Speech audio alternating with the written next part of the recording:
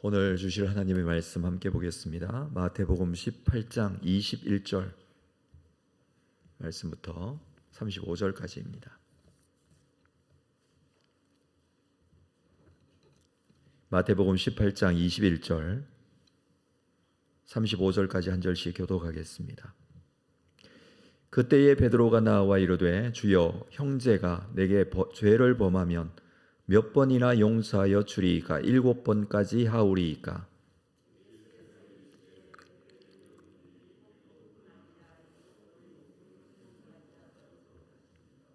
그러므로 천국은 그 종들과 결산하려 하던 어떤 임금과 같으니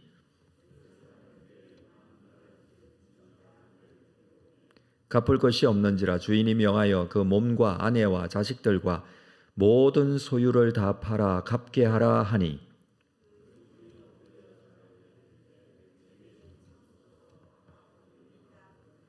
그 종의 주인이 불쌍히 여겨 놓아 보내며 그 빚을 탕감하여 주었더니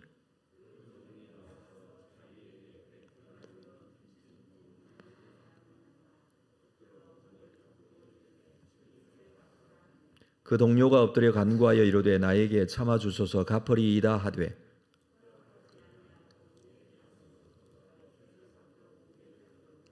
그 동료들이 그것을 보고 몹시 딱하게 여겨 주인에게 가서 그 일을 다 알리니,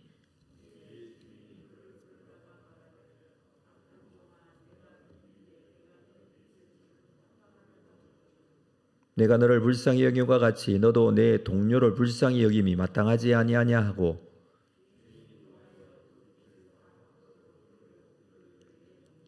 함께 읽습니다.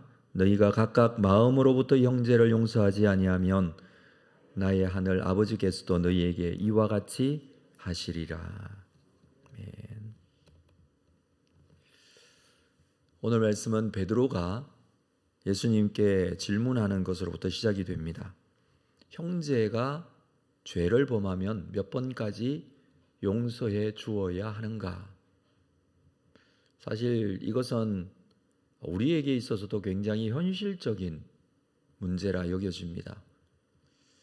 용서라는 것은 해야 하는 것은 알겠는데 어디까지, 언제까지 용서해야 하는가? 베드로의 입장에서는 7번까지 할까를 질문합니다. 7번, 이것은 아마 베드로가 생각했을 때에 최선을 다해서 해주는 용서가 아닐까라는 생각이 듭니다. 물론 7이라는 숫자 자체도 인간에게는 완전을 의미하는 숫자입니다. 특히 이제 어제 본문인 15절에서 내 형제가 범죄하거든 어떻게 할 것인가에 대한 문제를 다루었는데, 아마 이 범죄한 형제와 연관해서 질문을 했을 것입니다. 7번이나 용서한다는 것은 그만큼 그 사람에게 관대함을 보여주는 것이죠. 이것은 사람으로서 최선을 다해서 용서한다라는 것을 말해주는 횟수가 될 것이고, 이것을 생각해서 베드로의 입장에서, 또 본문에서는 베드로가 대표를 하고 있지만 이 말을 듣고 있는 이제 제자들 전체의 생각이 아니었을까 이렇게 여겨집니다. 그러나 예수님께서는 7번을 70번까지라도 용서하라. 이건 예수님께서 그렇게 하시겠다는 게 아니라 그렇게 용서하라 라고 명령하시듯이 말씀하십니다. 7번을 70번, 이것은 숫자적으로 따진다면 77번, 이런 7번이 될 수도 있고, 또 곱하기로 하면 490번이 될 수도 있습니다. 다시 말해서 무한대로 용서하라는 것이죠. 그러니까 용서를 그치지 말라라는 것입니다.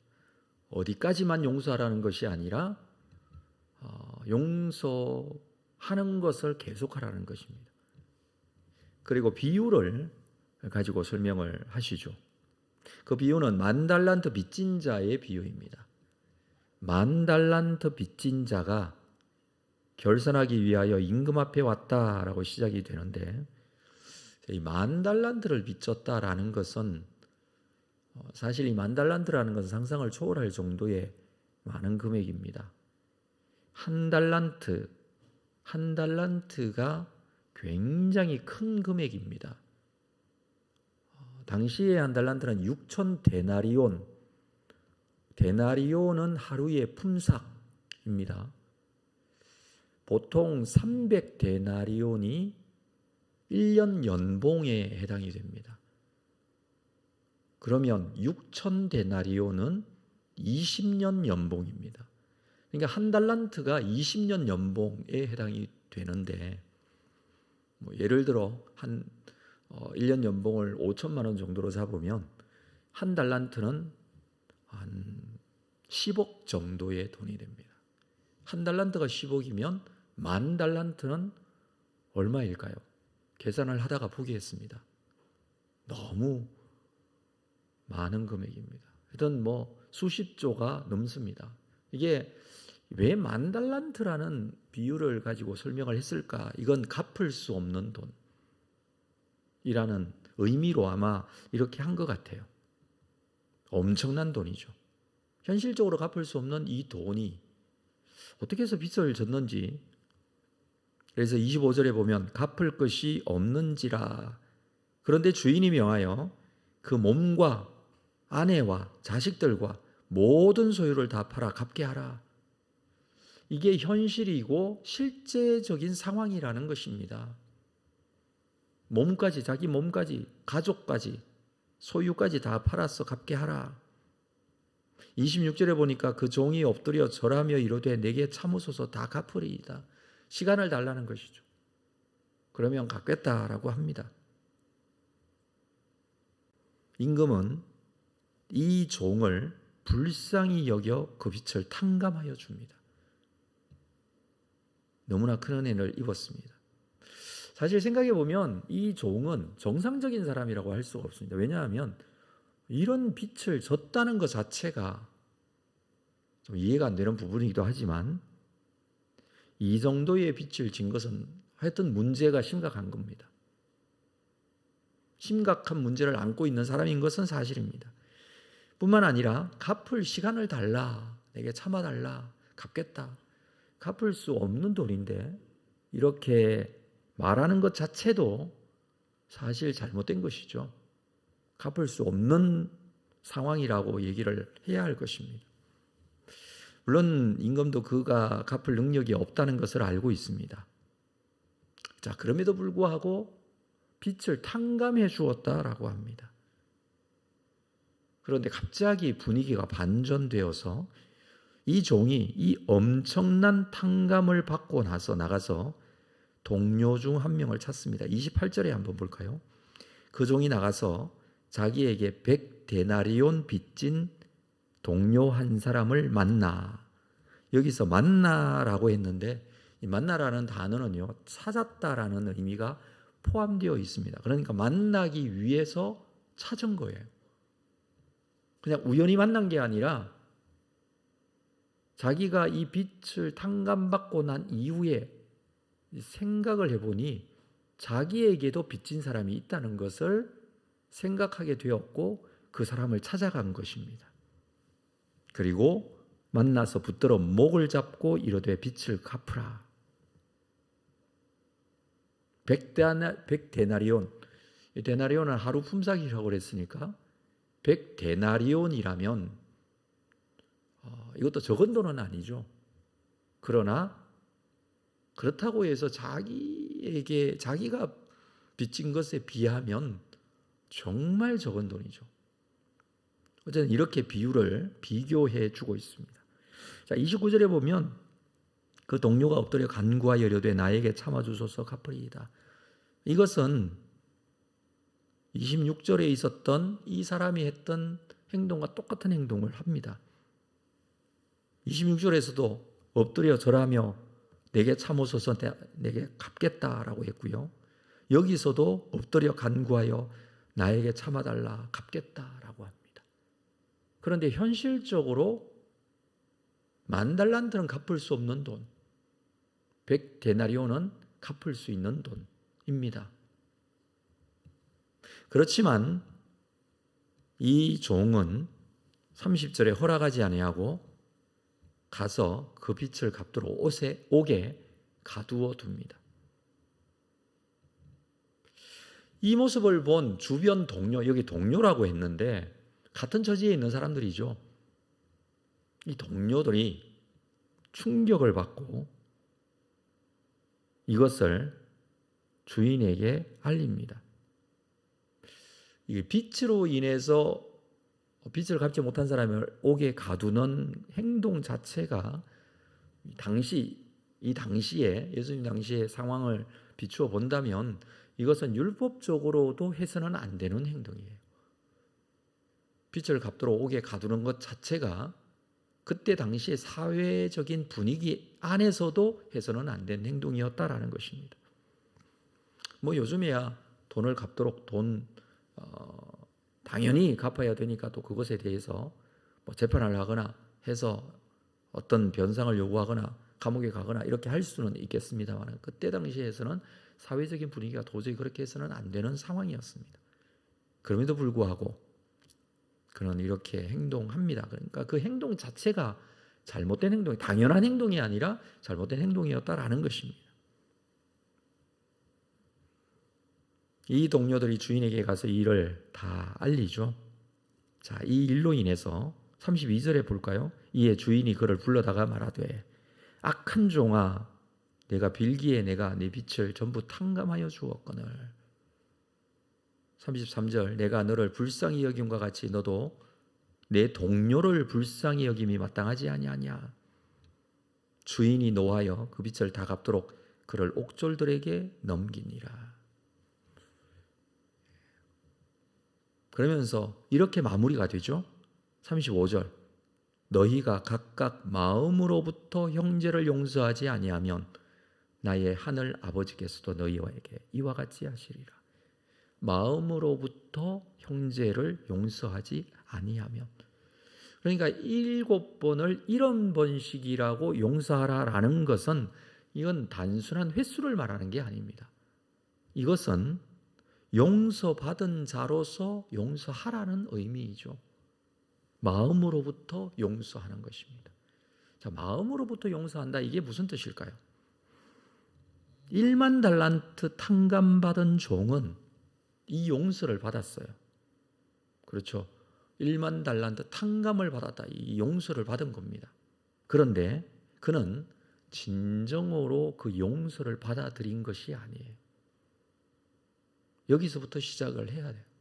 우리가 이 생각을, 이 본문을 보면서 이 생각을 해야 돼요. 주인이 1만 달란트를 탕감해 주었죠. 용서해 준 거예요.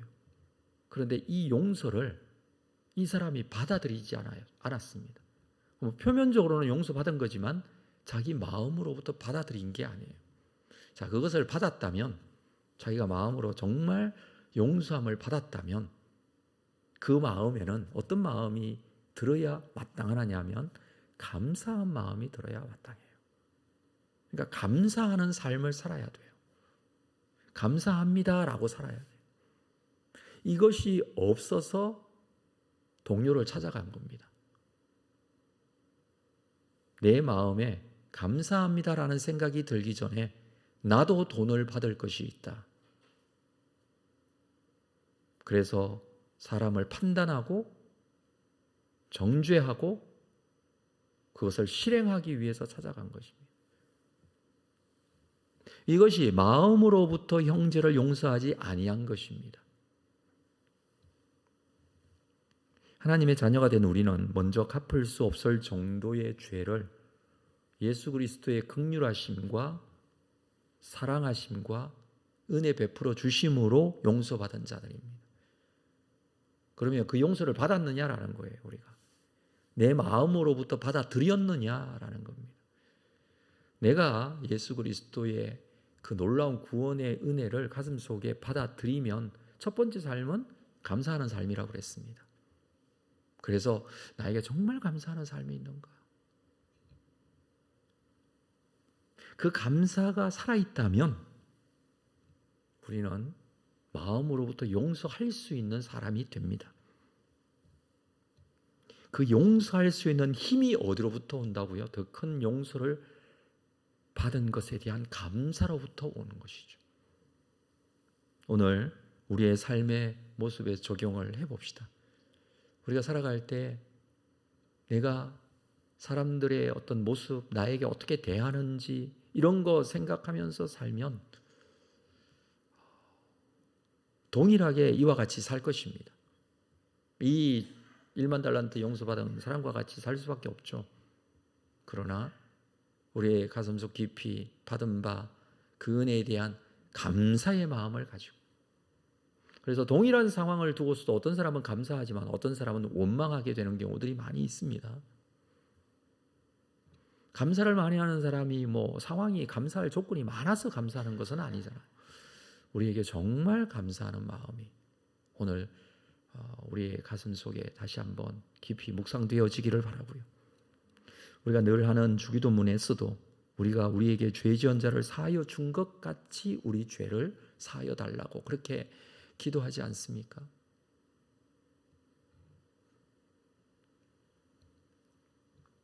용서의 힘을 받은 바 은혜로부터, 받은 바 용서로부터 가질 수 있는 것, 그것이 용서할 수 있는 힘입니다.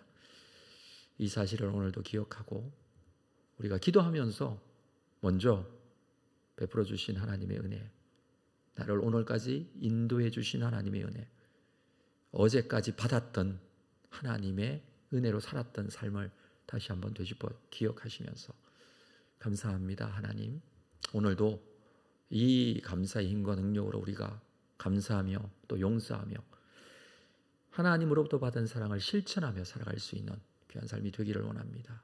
이 기도가 있기를 바라고 그 기도의 힘과 능력으로 오늘 하루 믿음으로 승리하는 여러분들 다 되시기를 주의 이름으로 축복합니다. 기도하겠습니다. 하나님 아버지, 오늘도 하루를 시작했습니다. 이 하루가 감사의 하루인지 또 원망과 불평의 하루인지 오늘 이 시간 우리가 결정하고 시작하기를 원합니다.